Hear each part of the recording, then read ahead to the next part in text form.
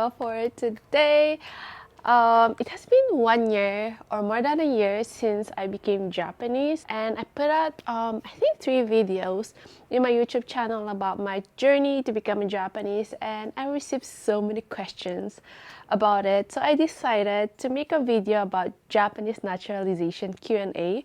And this Q&A is based on the questions or comments that I received in my YouTube channel, or even with my friends or relatives who wants to be Japanese. And I hope it will help you through your journey. And disclaimer, I'm not a professional, I'm not an expert on this, so if you have any questions or if you need professional advice, I encourage you to consult with a lawyer or Gyosei Shoshi, which has their expertise on Japanese naturalization, or go on a consultation to the Homusho so that you'll know your exact requirements to be a Japanese, because this is case-by-case basis and everyone has different cases. Like me and my brother, we both are Japanese with different circumstances, with different situation, and we had different requirements. So yeah, that's my advice. So let us start on the Q&A. For this first question, I just put it all together because I received similar question. It is more about my background,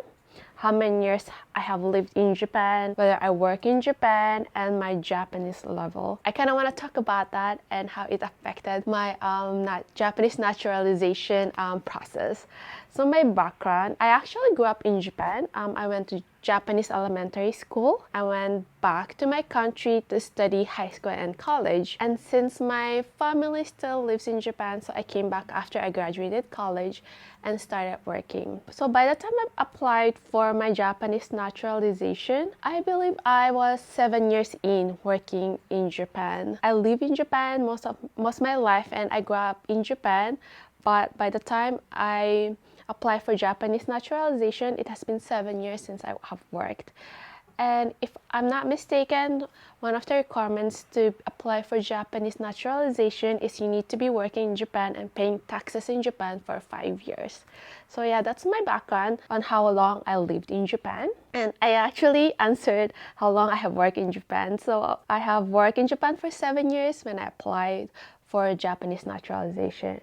And my Japanese level, I guess I want to say native level, because I grew up in Japan. The first language I learned was Japanese. I also received many questions about whether I took Japanese test during my interview process or during my process to become a Japanese. And no one asked me, or the interviewer or inspector did not ask me to take this test. I guess because when they were talking to me, they realized that, or they decided that my Japanese level is proficient to be Japanese. In accordance to the number one question, which I talk about my Japanese level, I also received many questions about what your level should be in Japanese to become Japanese. The number two question I received a lot is Japanese language skills. Through my research, through the knowledge I have about Japanese naturalization, you need to be able to read and write and communicate in Japanese on daily basis. The level they're looking for is around grade 2 or grade 3 elementary school Japanese level. If you are taking Japanese proficiency test, I think it's N2 or N3 level. If you have N2 or N3 level, you can read and write in Japanese, and also you can communicate in Japanese. That will be good enough to apply for Japanese naturalization. So make sure you can communicate in Japanese in daily basis. So number 3 question I receive a lot is my Japanese name, whether I needed to give a Japanese name. It is not a requirement to give a Japanese name. Actually, you can keep your own name, or you can keep your name shorter when you get your Japanese passport or Japanese name. So that's what I kind of did. My name used to be a little longer, so I decided to keep my first name only one, as I have 2 first names. So I only decided to keep one name, which is Anjali. And my family name, I actually have 2 family names, a Japanese family name and my original family name. So I could have just kept my original family name, so it's just one first name and one last name, but as I shared, my brother is Japanese, and he asked me to have the same family name as him so that we will have the same family name in Japan. I decided to have the same family name as him, which is one Japanese name and one Filipino family name. So you can actually decide whatever name you want in Japanese. You can keep your name. You can keep your birth given name, or you can have a Japanese name. There's not really a requirement on this. Number 4 is, I guess this question should be more on the expert to be asked, but since I know the answer, I also would like to talk about it here, whether you need to be a permanent resident to apply for Japanese naturalization. And my answer is no. So when I applied for Japanese naturalization, I was in a working visa. I was contemplating on whether I should apply for permanent residence and then Japanese naturalization, or just go ahead for Japanese naturalization. And the firm I was asking for an advice advised me that if my end goal is to become a Japanese citizen, why not apply right away to become a Japanese? I don't know the details of the inspection process, but according to that advice, it is easier to become a Japanese citizen than a permanent resident. That advice applies to everyone. It doesn't matter if you're a permanent resident or not when you apply for Japanese citizenship. I guess it makes sense when people think that you need to be a permanent resident first to become a Japanese, but that's not a requirement, and it's actually easier to apply for Japanese naturalization than permanent residence. All right, that's the 4th question. So the 5th one, I will answer more on the question I received about the actual process. And I get this a lot, not just on my YouTube comments, not just based on the videos I uploaded, but also from my friends and relatives who wants to be a Japanese. How long did it take for all the process until I became a Japanese? So actually, it only took me, I would say it only, but it took me a year. And I always wanted to apply for Japanese naturalization a few years ago before the pandemic. But then I got more time during the pandemic, so that's when I decided to finally apply for Japanese naturalization. So I started preparing all my documents February of 2021. I passed all the documents on May 2021. Just to go in details on what happened from February to May, I already know the requirements I needed through my research through the Google and through the information my brother had, because my brother became Japanese citizen before me. And through those, I started preparing for it. I started actually translating all the documents I have, all the documents that I can prepare at that moment. And on March, when I thought all the documents is at hand and I'm ready, I called up the department where I can have a consultation for Japanese naturalization. And I also looked for a firm who can help me check through my documents for the Japanese naturalization. Because I read somewhere in the research, if you go through the firm, the process will be a lot faster than you do it all by yourself, which was true. So I did the consultation with a lawyer or gyosei at the same time on March. And when I went to consultation, they gave me all the requirements I needed, and most of it I did have, but some of them I did not have. So this is case-to-case basis. And I already consulted with the gyosei at that time. So I was able to talk to her, and she advised me that since all the documents is prepared, and I could just go on my second consultation or second appointment, because it is an appointment basis, with all the documents at hand, and you can just provide all the documents and submit it on my next visitation.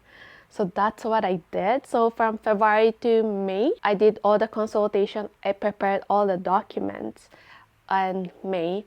And actually, the interviewer were surprised when I went with all the documents, when I said I'm ready to submit all the documents and to finally start the inspection process.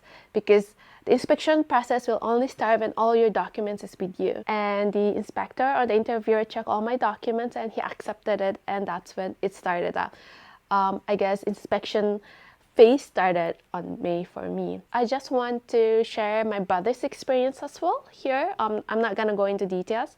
For him, he did everything by himself. By the time interviewer check your paper, and if he sees something lacking or you need to revise, he will ask you to revise that, and he will ask you to come back again. When you come back again for another appointment, that's when he checks again. So until everything is prepared, is in place to their satisfaction, you wouldn't enter into that inspection phase. If you want your process, the inspection phase process, to be a lot faster, then I suggest you go through the firm. If you have the time, if you want to save money, you can go through all by yourself. So yeah, that's the process from February to May, which is around 3 months. Inspection process until I got my approval, May to February, so around 9 months.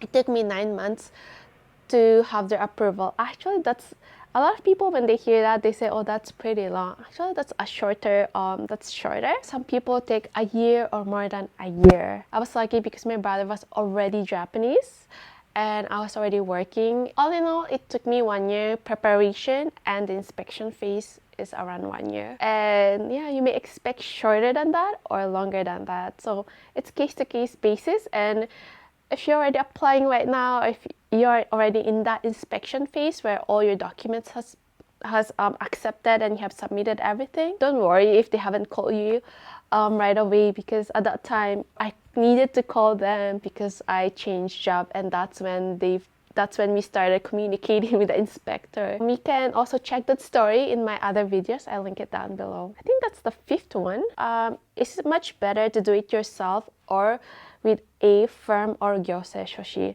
So I have this a lot in my comments and with my friends as well and relatives, is whether they should go through the gyosei shoshi or if they should do it themselves. And if you have the means and if you're saving on time, then I always advise you should go through the firm and gyosei shoshi, because they are experts on this. They have many experience with other people, how to have all these requirements prepared for them, and they know while interviewing you and what kind of requirements do you need. And they could also go with you through consultation if they need. You can also do it by yourself if that's what you prefer. I'll always go back to my brother. He did it all by himself without any help.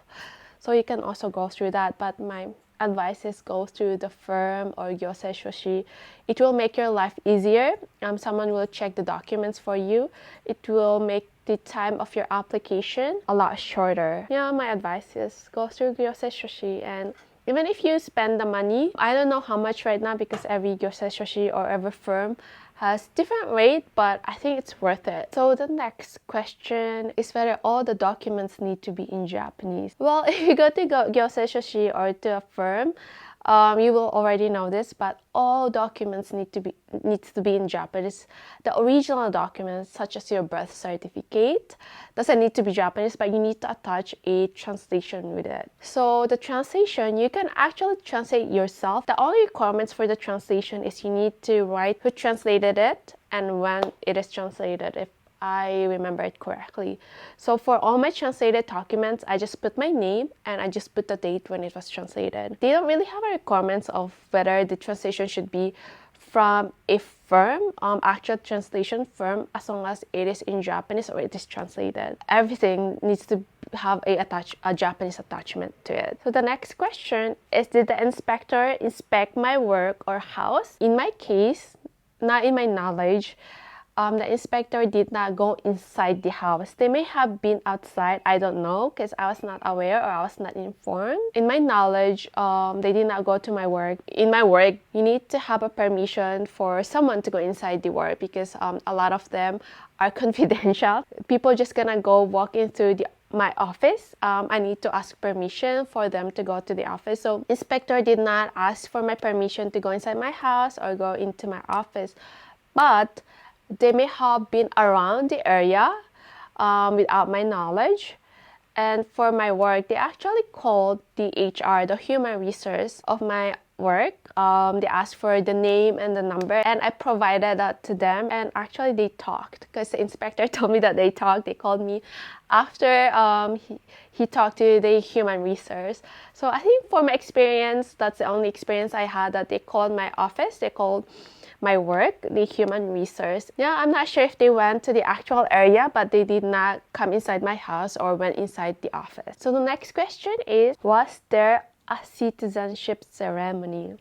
So my brother, I always refer back to my brother because he had different experience with me.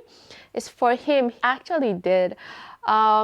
You will receive a certificate or a notification that you became a Japanese citizen, and with that notification or with that paper, you can apply for your Japanese passport for your kosekitohon. I guess it is equivalent to a birth certificate here in Japan. You will receive that notification or a paper that you are a Japanese citizen. So for my brother, in order for him to get that notification or paper, he needed to go to the home show and then attended this I'm not sure if it's a ceremony, but actually like other people who became a Japanese, they will attend this small ceremony. Well, I guess a ceremony. Attend this ceremony, and there's someone who talk about becoming a Japanese that from today on, you're Japanese. You need to act and live like a Japanese. So that kind of speech he received. But for me, I guess because it was during COVID, during pandemic, the inspector just called me and he said, "Congratulations, you are Japanese now." And he sent me all the papers I had, and I also made a video about that. Just based on the experience, we had different experience, but I'm not sure about now that the pandemic is over whether they have a Japanese ceremony now. This is also case-to-case basis. It depends on what's happening in the world. Yeah, they used to have a ceremony, but for me, I did not attend that ceremony. And lastly, I may make another video about this, but since I'm already doing a Q&A and I received a lot of questions about this, is to share my experience after becoming a Japanese. My experience after becoming a Japanese, to be honest, it did not change much. I guess it will change a lot of my experience will be different if I move house. So when I became a Japanese, I stayed in the same apartment.